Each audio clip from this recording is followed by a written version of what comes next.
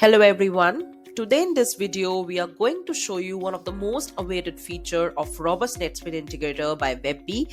That is feature of mapping multiple Shopify market with subsidiaries to manage Nexus deposits flowing through to Oracle NetSuite from Shopify.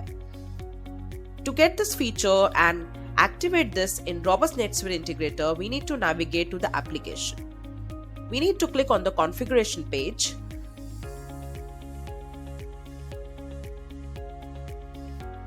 Expand the app settings, need to scroll down to the first feature, that is of subsidiary.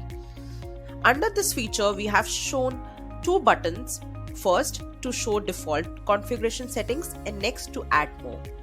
Since we have already added one of the Shopify market, to make it easier, we are going to add one more market so that we can differentiate between the default settings and the common settings of different Shopify markets. Let's click on add more.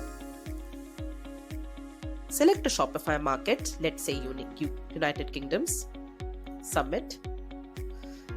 Once done, it will show you a success message. By default, when you see a blue button, this will show the active default settings that you have created in the initial stage.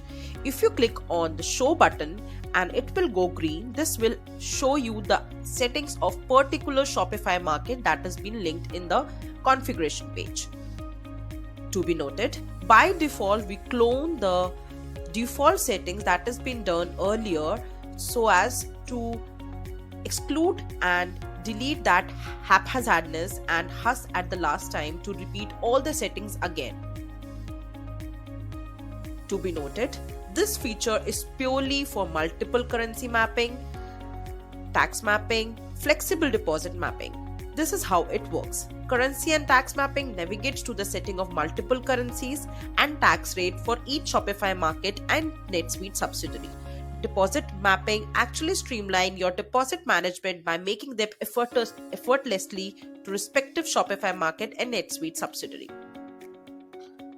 To create a new setting or to omit the before setting, or to change the setting you want to create the setting for this particular Shopify market, you need to scroll down and come back and change the settings and make sure to hit the save button.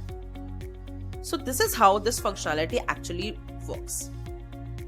If you go back up again and click on the default settings, you'll be scroll back and resume back to the default settings you were using earlier.